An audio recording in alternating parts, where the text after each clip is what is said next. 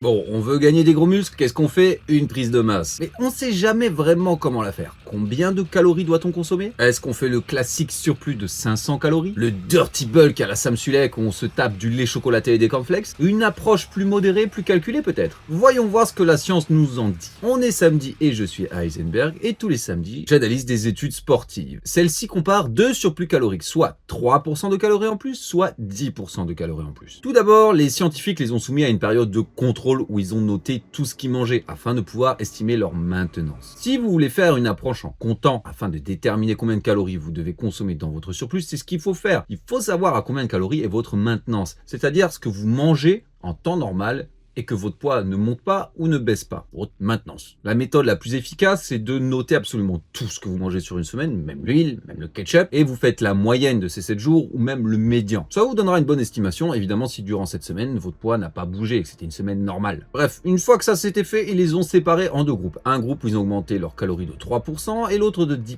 C'est-à-dire, prenons mon exemple. Imaginons que ma maintenance soit à 3000 calories, c'est à peu près ça. C'est-à-dire que du coup, je serais passé soit à 3090 calories ou à 3300 calories. C'est pas incroyable non plus comme surplus. Niveau protéines, on était à 1,6 g par kilo de poids de corps, 3 entraînements par semaine de haut volume. Les périodes où il y avait plus de volume, c'était 30 séries effectives par séance et l'expérience a duré 10 semaines. Quelles ont été les conclusions à la fin? Le groupe qui avait un petit surplus, soit 3%, avait gagné seulement 400 grammes de gras, tandis que le groupe à 10% avait gagné 1,9 kg de gras. Donc c'est-à-dire quasiment 5 fois plus de gras. Niveau muscle, le groupe à 3% avait gagné 1,3 kg de muscle et le groupe à 10% avait gagné 1,9 kg de muscle, qui représente 40-45% de muscle en plus. Les autres métriques, donc, pas de différence sur le maxi, au squat ou au développé couché. Leur force avait augmenté exactement de la même manière. Bon, alors ceux qui avaient un surplus plus important ont gagné un peu plus de muscles, mais ils ont gagné beaucoup plus de gras. Étant donné que cette expérience n'a duré que 10 semaines, il faudrait voir quelle aurait été la différence sur 6 mois, ou même encore plus. Mes estimations par rapport à mon expérience sur moi-même et sur toutes les personnes que j'ai coachées, c'est que le groupe avec le plus gros surplus aurait gagné encore plus de gras, évidemment, mais que au fil du temps, le gain de muscle se serait à peu près rattrapé. Malheureusement, on gagne beaucoup au début, surtout quand on est débutant, etc. Et plus on gagne, plus ça devient compliqué. Dites-vous qu'il faut environ 2 ans de musculation pour gagner autant de muscles que durant ces 2 premiers mois sérieux. Donc si on aurait fait ça sur le très long terme, ça aurait été encore moins intéressant au niveau prise de muscle et prise de gras. On a une deuxième étude.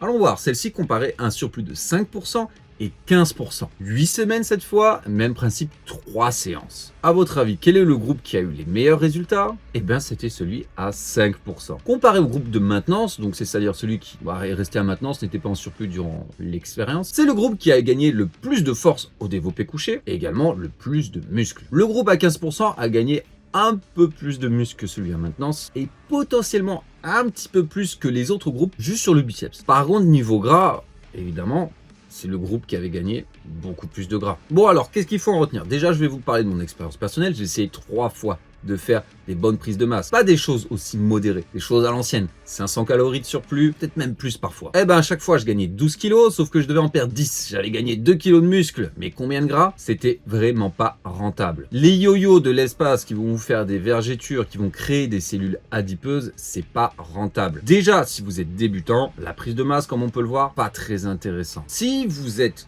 dopé, vous pourrez bénéficier d'un plus gros surplus. C'est ce que j'ai pu constater dans le milieu en parlant avec d'autres coachs, etc. Évidemment, vous n'avez pas la même physiologie. Vous pouvez gagner du muscle beaucoup plus vite, vous pouvez gérer le gras bien mieux. Si on est naturel, personnellement, je ne recommande pas plus de 10% de surplus. Au-delà, comme je vous le dis, vous allez gagner trop de gras. Vous allez perdre un temps fou pour le perdre, sachant que niveau muscle, ça sera kiff-kiff. Je vous garantis, si vous avez quelques années de musculation derrière vous, vous n'allez pas gagner une tonne de muscle en plus en faisant un gros surplus. Non, non, non. Ça va s'équilibrer, ça sera pareil. Et si vous êtes avancé, vous pouvez déjà être très heureux de gagner le moindre gramme de muscle. La patience, je vous le dis, ça fait quasiment 15 ans que je fais de la musculation et essayer d'accélérer le processus n'a jamais marché réellement avec qui que ce soit. Et pourquoi ça, vous allez me dire? Déjà, comme on l'a dit, le corps ne peut qu'assimiler qu'un certain nombre d'acides aminés pour l'utiliser pour la création musculaire par jour. C'est comme si on a une centrale de camion, il n'y a qu'une seule baie de camion ouverte pour venir apporter des marchandises,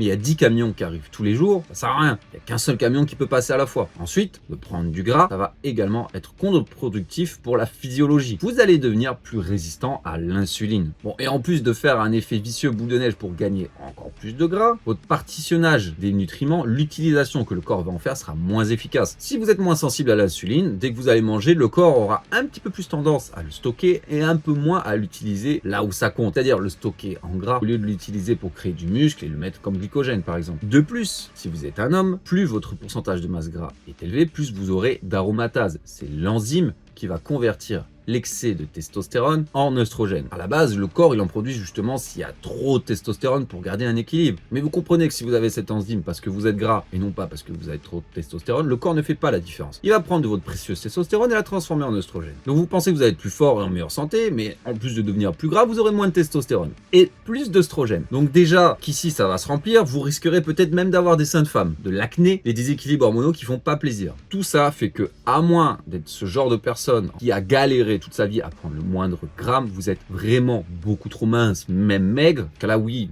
allez-y, faites des folies, mais sinon je ne vous recommande vraiment pas les gros surplus.